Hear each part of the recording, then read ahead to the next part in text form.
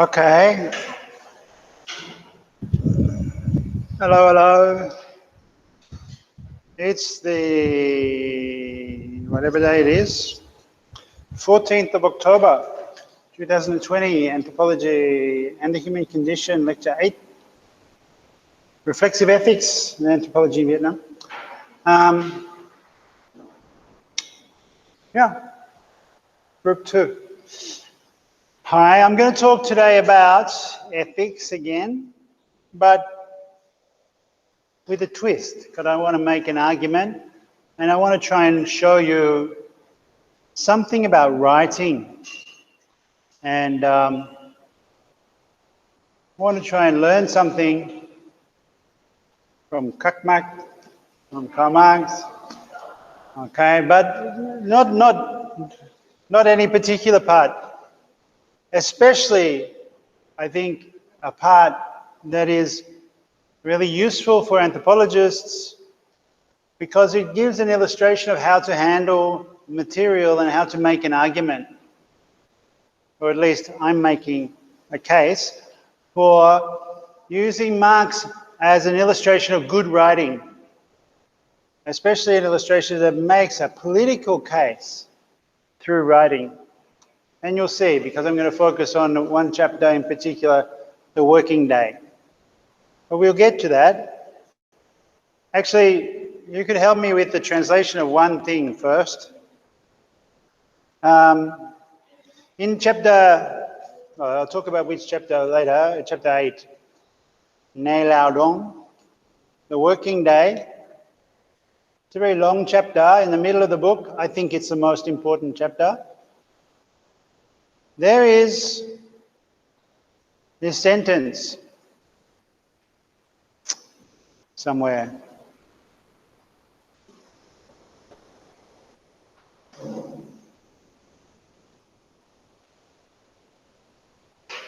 Okay. So you'll have to forgive my pronunciation. Maybe I should get one of you to read it out. Nói nào mà lao động của nuôi đã đến, con bị lăng nức thì ở đây lao động của nuôi đã trắng, không thể nào được giải phóng. Okay, that was really bad, right? Okay. You, please say very loudly the sentence beginning there with nói. Nơi nào mà lao động Sorry. Nơi nào mà lao động của người da đen còn bị lăng nhục thì ở đấy lao động của người da trắng không thể nào được giải phóng. You hear that? No, you're talking. Shh. Listen up once more. Loud though. How about here? Nhưng sự việc No. No. nơi nào mà lao động của người da đen còn bị lăng nhục thì ở đấy lao động của người da trắng không thể nào được giải phóng. Okay, I want you to remember that as we go. I want to try and interpret what's going on there with the translation. But we'll get to that later. First, I want to talk about anthropology in Vietnam. My glasses. You stole my glasses. Thank you. Talk about anthropology in Vietnam. Now, it's sort of a problem that anthropologists are identified with speaking about villages, tribal groups, indigenous people, minorities, ethnics, because that's the division conventionally between sociology and anthropology. And it's based on a kind of, racist division. Like sociologist does the modern, urban, real life, and the anthropologist deals with all the others, allegedly. Not anymore, of course, there are urban anthropology and so on, but still that stereotype exists. A stereotype exists of anthropology dealing with ethnics, minorities, villages, small-scale societies. And it really is somewhat racist because, you know, the assumption is sociology, modernity in the city and now, and everybody else is somehow in a land time forgot. Right? They belong to, it's not as if they're not modern. And of course they are. The minorities are modern, just like the urban. So I'm interested to talk about this because we can't not recognize that, but anthropology has made a bit of effort to recognize the modernity of all peoples and to also do urban anthropology, but still the prejudice is there, stuck in some way. At the same time, maybe turning it around is the problem. It's the sociologists who have failed to recognize the modernity of everyone else. Instead, sociology is the modern, and they have narrowly defined the modern to be those who live in contemporary advanced capitalist society. Somebody has to pay attention to all that other stuff. Might as well be us, kind of thing. Us. Especially if we didn't accept the trajectory of anthropology that traces everything back 100 years to Malinowski. Of course we have to accept that, but yet there are other elements to the history of anthropology and ethnography and ethnology even that have dropped out of the story or don't get picked up as much. Last week I was talking to you about the importance of the Vietnam case for the ethics debate in American anthropology. How much the war and the CIA use of anthropology during the war was a catalyst for rethinking reflexively ethics in America. Now I want to make a critique of that version of ethics, that American anthropology and the ethics guidelines of the ASA really puts the burden on the individual anthropologist. It gives agency to the anthropologist as an individual. And no surprise, it's the case that we train individuals as anthropologists.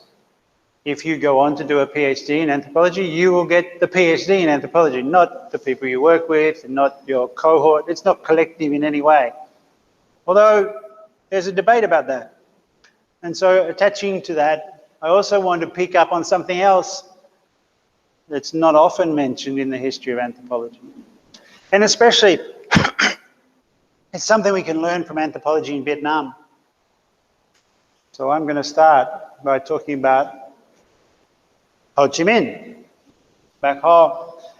In the 1950s, early 1950s, the party had left Hanoi, of course, fighting the French, and were living in the mountains.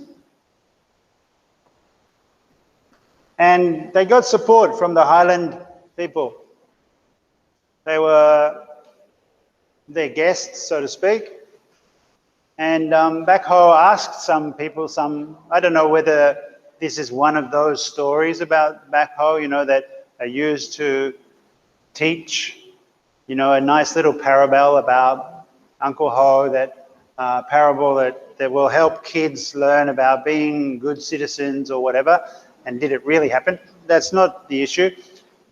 And did he just think up this question or had he dwelt on it? But he asked someone, how many minorities, you know, what do we know about them? And the answer was not available. So the president asked Vietnamese ethnologists to find the answers, set them a task to the seemingly simple question, how many ethnic groups, how many minority groups are there? And what are their customs, what's their composition, how do they live, what's happening to them, with them, etc.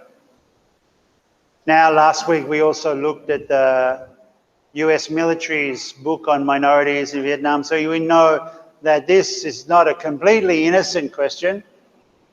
When you're building a nation, especially, which is the job of a president, you ask about all the potential members, and especially in a conflict situation, those who can come over to your side or those that could go over to the other side, as some Highland peoples did, bribed by the Americans and so on. Anyway, Back Ho asked people to find out how many ethnic groups there were in Vietnam and what their customs and composition. And the first group of ethnologists started to work in 1958 on this topic, soon now, a couple of years after he'd asked the question. So it fermented in his mind and it became a kind of party policy to find out. They spent some 20 years finding out. The Ethnic Classification Project, which you can read about in Dang Nham Ben's 2001 article, and they found that there are 54 minorities. Nam Mui Bon. Wow, not 52, not 56, 54. One of which, of course, is Kin. Well, no, Kin is 55, I guess. They're not a minority. They're like 97% of the Vietnam area, something. I'm not 100% sure of the percentage. If anyone knows, do you know? Anyway, minorities are a small fraction, but they are studied and since the 50s, and quite a big body of work exists. Not just that fat book by the US Army, but others, Condominus's book, obviously, but others like that. I've been reading a few. My phone translation machine is full up with pages now from some of these texts. And well, there's an education to be had by someone who just wants to read them, just for interest. It's amazing. Of course, also there's ongoing interest because a lot of these minority groups have been displaced. Some have moved from the highlands to lowlands or into Laos or various things like this. Some, of course, left, and because they'd worked with the Americans, they got preferential support to go from the Americans.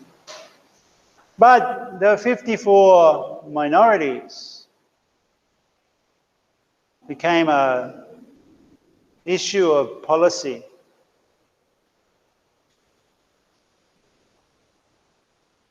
And well, we can see, actually now it's accepted that there's these 54 and they're increasingly discussed and proud part of the nation. It's a cultural heritage, right? And there's policy to support that. And institutions that support it. I don't know if any of you have been recently to the History Museum in District 1.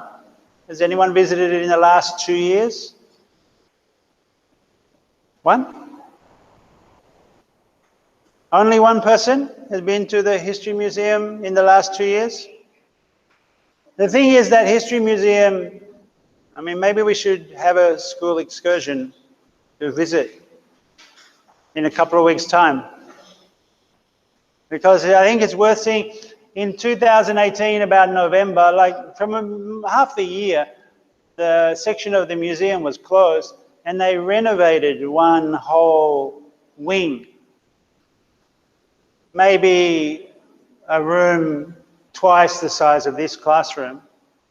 And they rebuilt, cleaned it up, renovated, and I don't know what was there before. I think some furniture. Nice French drawing tables and things like that, desks. But they renovated this room and made it the room to represent the minorities of it. I nearly said the 54 minorities. It says in the room that there are 54 minorities, and it represents some of the minorities, but not all. There are like 17 or so that are represented by any artifacts or so. And in a way, the artifacts are a little bit, could we say they are cliche in a way? They are what you would expect to find in any ethnographic museum. Some drums, some other musical instruments, some canoe, some weapons, some baskets, right? The standard things that every ethnological museum will get and so on, but very good examples of those, the baskets and so on. You can sort of see in the picture here, there's a drum, a basket, a woven fish catching thing, some weapons.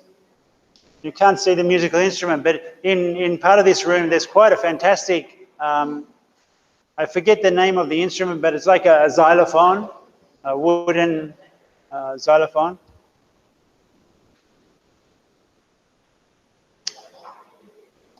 And yeah, it's really worth looking at. The museum has been going through a bit of renovation for a number of years, partly because they got a new head. Actually, I've met the guy. He's a really nice guy. Seems a little bit maybe eccentric, but that's cool. He's a scholar rather than a manager. He seems to be quite a scholar. So it's very interesting what he's doing to the museum, trying to update the museum. And there's been a change in, for example, the really old section on China, which was on the 1,000 years of Chinese occupation, right?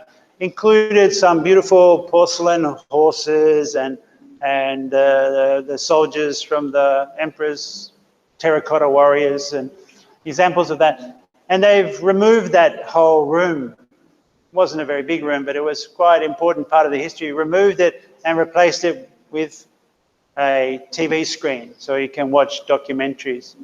I mean, that's a modernization of the museum that I think is neither here nor there. Big deal, we've got a TV screen. It looks modern, it looks up to date, but you lose something if you lose that 1,000 years of Chinese occupation history. Although, interestingly, they kept the dioramas. Do you know what a diorama is? Diorama? I'm sure you've seen them. Diorama. And it's like, hi, can you turn it off? Off it, off it, off it. A diorama is like, you walk, the first one, you walk into the museum, it's of the prehistoric Vietnam, right? And you've got life-size models. There's a man with some spears, and there's a woman, she's basket weaving, looking after some kids, playing by a fire. And they are three-dimensional models. A diorama is that. And many museums have them. So like there used to be fantastic ones in the Indian Museum in Calcutta, which unfortunately, when that museum updated and became more modernized, they got rid of them because they were looking a bit old. The models of the humans looked really like plastic mannequins. Didn't look realistic. They were kind of funny, you know, in the sense that you laugh at them, but I thought that's what made them fantastic, actually. We've seen a lot, my wife and I see, my partner and I see a lot of these mannequins because we've taken the kids on holiday, and every time we go on holiday, basically we go to prison museums because that's what her research is in. Their idea of a good time is putting on shackles, dressing up as a prisoner that's what they think summer holidays are about. But quite often in prison museums, you also see these mannequins. And if you go to Condal, for example, as I did recently, had a great trip there, and we're looking especially at the mannequins in the jail, like shackled plastic humans in conditions that can only be endured if you're made of plastic or steel. The museum, hi, quickly please. The museum here in District 1 has kept some of the dioramas from the China period, which are fantastic. They're in vitrines, in glass containers, and they show some of the big battles, like the famous battle, forget the details, where the stakes were put into the river to capture the ships, and another defeat of the Chinese at some point. And they're quite fantastic. But it's the, it's the section on the minorities that's most interesting and which we should go and have a look at. I'll try and arrange that. It takes a bit of arranging. Have to get permission to take you outside of the university. But we could do that one afternoon. Can I ask you, do you have a class in the morning? An earlier session? So you would be free in the morning? Yeah, maybe we do it then. Then I can get both groups to come at the same time. I'll write to people, you can decide to object. I'll spend the day there in a few weeks. But what I want to talk about is not the museum, although it's interesting that the museum is there because that is a part of policy, which we'll get to. But how this research after Back Ho had asked for, the president had asked for the study of how many minorities were there in Vietnam, and how they did this research, they took as a model, or were influenced by, the way in which the army worked with people, with with Highlander groups. They had this concept of Ba Kung, the three togethers, to work together, eat together, live together, work together. The three together. This is a kind of communist peasant insurgency thing, to have rules on how to deal with the locals who are your host while you're in the countryside. I mean, the 8th Army in China had the 8 something or others, right? And there was the 4 this and the 5 the others. Anyway, the 3 togethers. And this was a policy for the army to work in warfare with support of the locals, but it became also the credo, the way of working for the ethnologists. So they adopted the party philosophy in a way, which is very different, although similar. Eat together, live together, work together.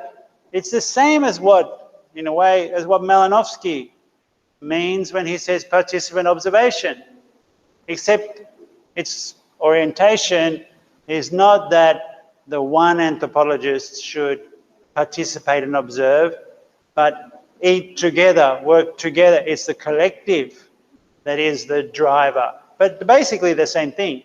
You will understand as an ethnologist, ethnographer, as an anthropologist, you'll understand more if you participate together with the people. So this is similar to Malinowski, but one thing I would show is different. Participant observation, the agent of participant observation is Malinowski, the individual, and eat together, work together, play together, eat together, live together, work together focuses on the party, the group, the project, right? It's collective. Now, yeah, the ethnologists took this as their maxim, and many Vietnamese ethnologists developed a very close solidarity with the Highlanders. Certainly, that will be the case for the Condominas book I was showing you last week, and others too. I mean, it's not just Vietnamese ethnologists that did the work on minorities. There are other French anthropologists as well, former missionaries and so on. Their work was influential still, but in a different era, in a different kind of framework. So this new work in the framework of the party was very specific. And it raises some interesting policy issues or legal questions. So like for a museum, the museum is under the governance or has to follow the regulation of the articles of the 2001 Law on Cultural Heritage. So everything that it puts in the museum must be passed by the Ministry of Culture, in the same way as what we teach has to be checked by the Ministry of Education and Training, because that's like the path of responsibility to the collective, to the whole, to the project. And museums have been asked to, under this policy, to contribute to internationalization, to carry out international cooperation. That's interesting. I'm trying to find out now exactly what that entails, because internationally, minorities do have their own global organization. There's the First Peoples Movement, or Indigenous Peoples Movement, several different organizations actually, that gather the First Peoples. You know what I mean by First Peoples? The original inhabitants of any area of land. So like for Australia, Aboriginal Australians. Although there were like 5 waves. They've been there for 80,000 years at least before Captain Cook and white people came, or William Dampier and then Captain Cook. But yeah, they are the first nation. First Nations, they're called. In the Americas, it's also fairly easy to work out who that was. Everyone before Columbus. Right? Columbus thought he was meeting Indians. He just got it wrong a bit. He'd sailed across the Atlantic thinking he was going to get to India, but America was in the way. Anyway, indigenous, you know, like Navajo and Comanche and Iroquois and so on, Sasquatch, Patsy, now names for military tanks, but anyway. But First Peoples in Asia, sometimes that's a bit harder. You've got indigenous people in Sarawak and Indonesia, and you have indigenous people in different parts, but there's a lot more intermingling, and I mean, who will be the first peoples here, First Nation? Is it Cham? Is it Older? And so on. But minorities usually attached to that. In Taiwan or in Japan, you do have small minority groups. Often they have been displaced. Often they were subject to the worst ravages of colonial occupation because they were subject to disease and illness because of new germs that came with the colonizers. But if you're going to talk about internationalization, international cooperation, it raises the question with how that works. And I don't know yet, I'm still investigating this. But the other institutional question that's interesting and has international impact as well is that anthropology itself was reinvented by government approval in 2009. It was separated from history by the Ministry of Education and Training. So there's like important government policy factors impinging on the creation of knowledge in the discipline of anthropology here, right? So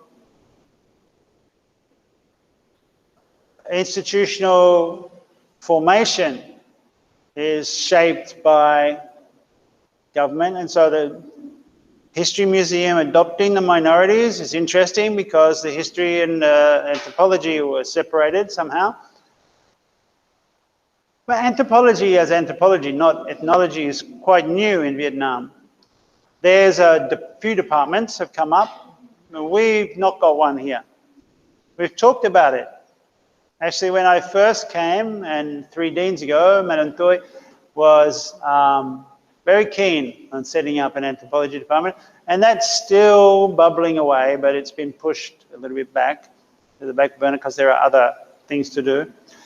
But there's a good anthropology department, long-term ethnology and now anthropology department at USSH, Social Sciences and Humanities University, or is it Humanities and Social Sciences University?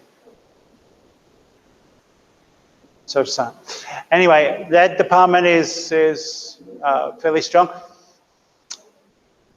You can also see the influence of Soviet ethnology up until the 80s in Vietnam anthropology departments. Now they've become anthropology, it's more the anthropology that I've been talking to you about, internationalized, right? But still there's the important and I think neglected discussion of how the party had influenced the collection, this project, the ethnic classification project, how that really shaped doing anthropology in Vietnam. Because of the three togethers and the feeling of solidarity that those that did that work had with the Highlander people. Of course, not with all, because some went over to the Americans. So I want to think about what that means for talking about ethics now. Like the way the Vietnam example influenced the American discussion of ethics in the American Anthropological Association was, as you would expect, mostly driven by the Americans. It was an American discussion about American anthropology, although it was very much influenced by what was happening in Vietnam. But there has been a discussion going on in Vietnam about ethnology. Now, what would that mean for the ethics discussion? And here it's completely speculative. But I think, what if we thought about ethics not as individual responsibility of the anthropologist, but a solidarity-based ethics or a collective ethics? What would that look like? And what would that mean for all of anthropology, not just in Vietnam? And what do I mean by all of anthropology? I mean anthropology as a massive industry in the knowledge factory. If you think about how many anthropology departments there are and how many students have done anthropology degrees, or let's not even think about the undergraduate degree and the master's degree, but just think about the PhDs. Let's say there are, just guessing, completely guessing, in 100 years of anthropology, since Malinowski started to set up anthropology department, well, not just him, but he and Radcliffe Brown went all over the world setting up anthropology departments. 100 years, now we've probably got 30 anthropology departments in the UK, 130 across Europe, 140 maybe, 300 or so in the US, the Americas, another 100 or so in Australia and New Zealand and Asia. Quite a lot.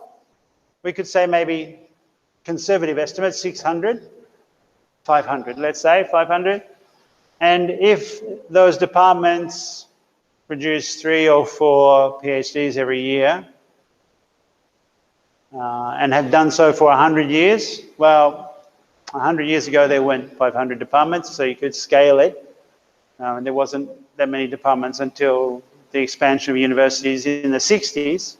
But still, I would guess roughly there have been 100,000 PhDs in anthropology. Think of that. A battalion, an army of people trained to do this kind of so-called participant observation and all the implications that has for documenting and understanding or misrepresenting and exploiting the other, the cultural other, or the minority, or the tribal, what have you. 100,000.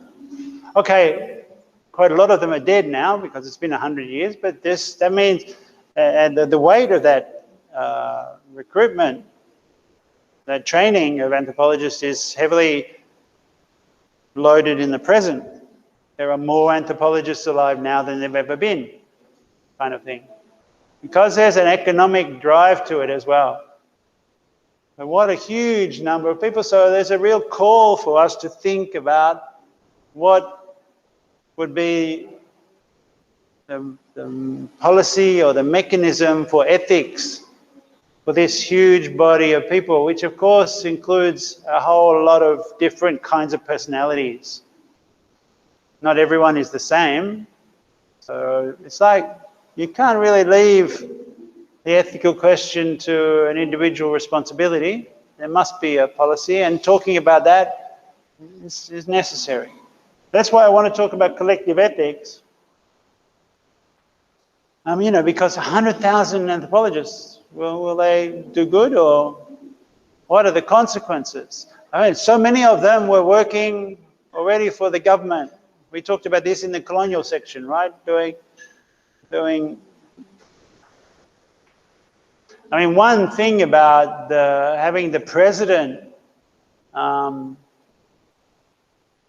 order, take an interest in what anthropologists are doing and ask them to find something out, is that, wow, the government was actually supportive of what anthropologists do as anthropologists, rather than only hire them to help them with colonial administration.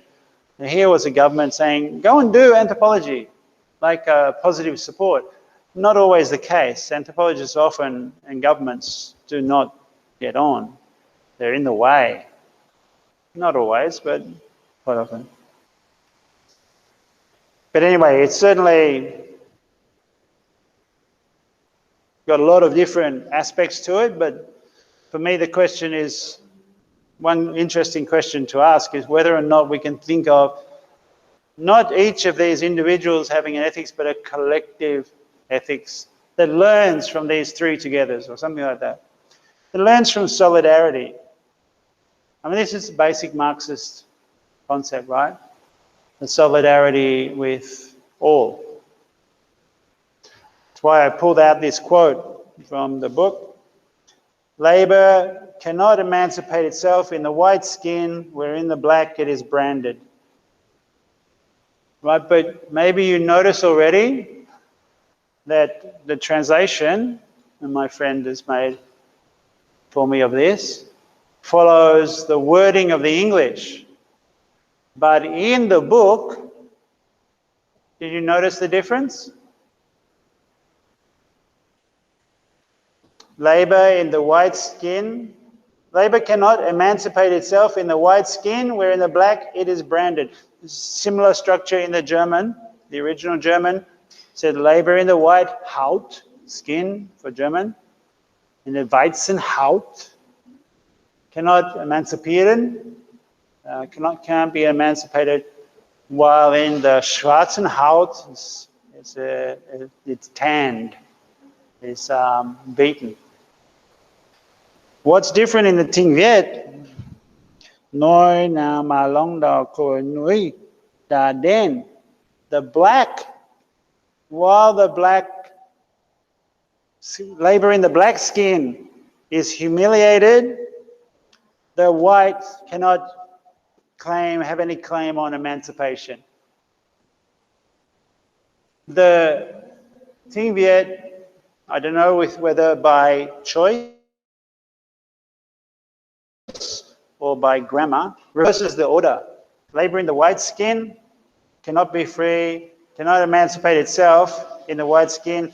wherein the blacket is branded, while the black is humiliated, the white labor cannot claim freedom. The Tiếng Việt is different, and in fact, I think better.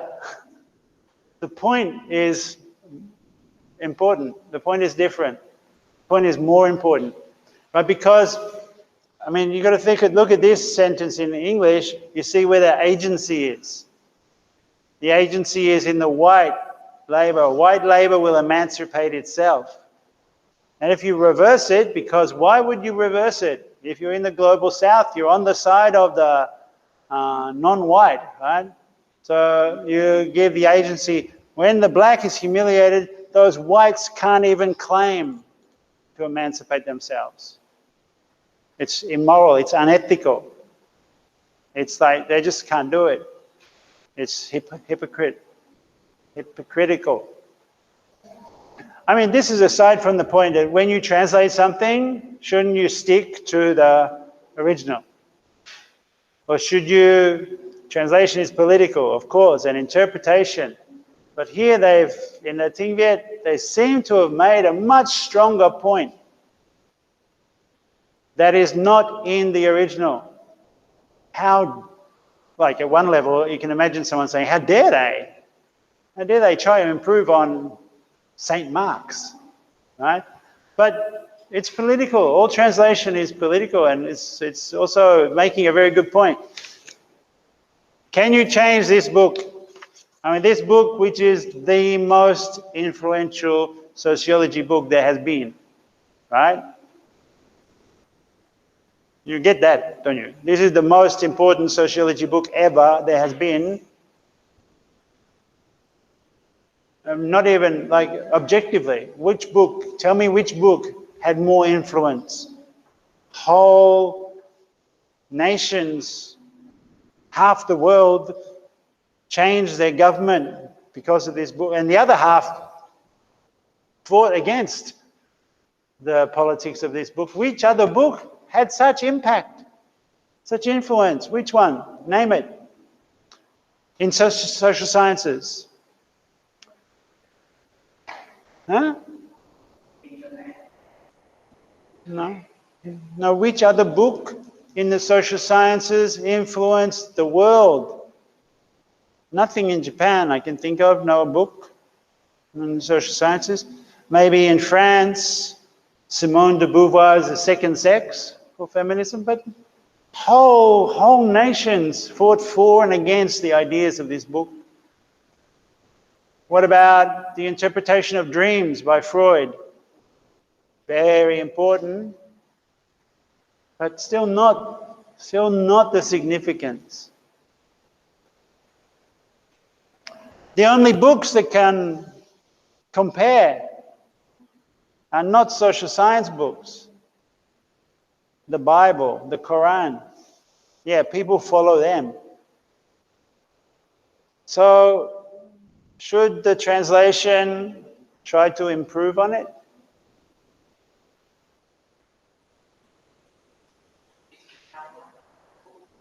Huh?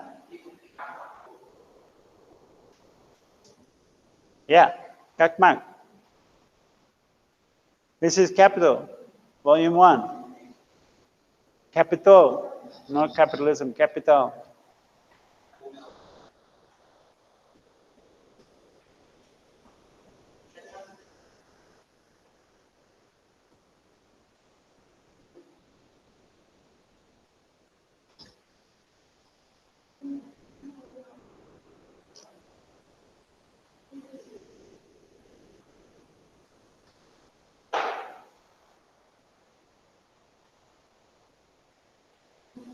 Anyway, by the by, it's interesting to me anyway that the translation is different. I don't know whether it was intended, whether maybe like we need to improve it, or whether the translation was like that because of the force of grammar. Like it seems like we can translate it, Lao Dong Kong Te Tu Gai Fong O Nui Da Trang, right? You can put the white first. in the sentence, but they reverse it. Great. I want to go through and find, if I can, other examples of this change, but it's taking time. But that's not the point. The point is this sentence also refers to solidarity. And the question of solidarity and your commitment to the collective rather than individual. Individual emancipation, great, important, but to work for the party, to work for the collective, to work, what kind of person, what kind of ethical commitment does that require? Or how do you be committed in that way?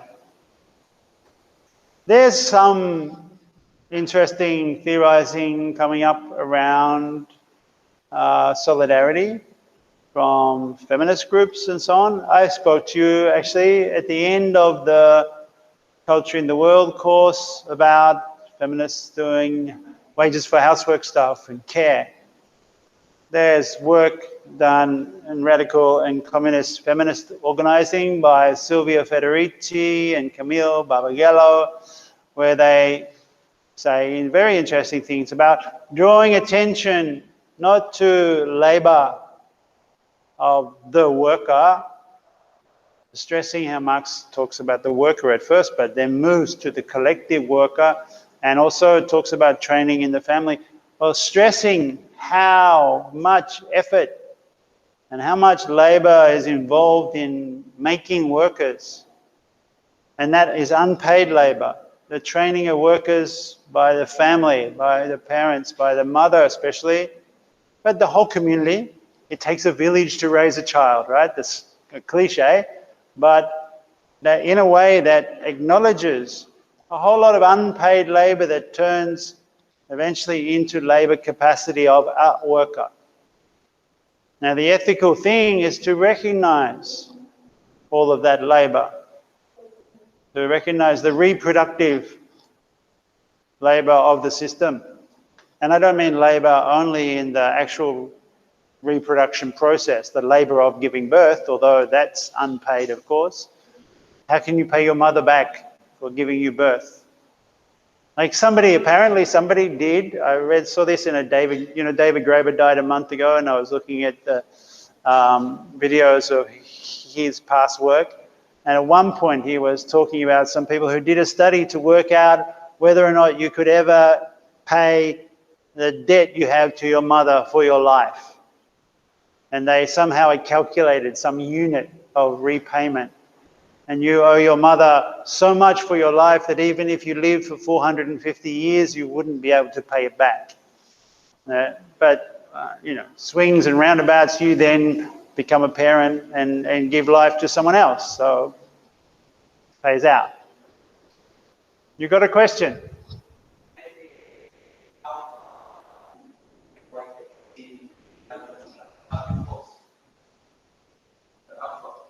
Yes, yeah, I just said that. Yeah, this is something I talked to you about in the Culture in the World course, yeah.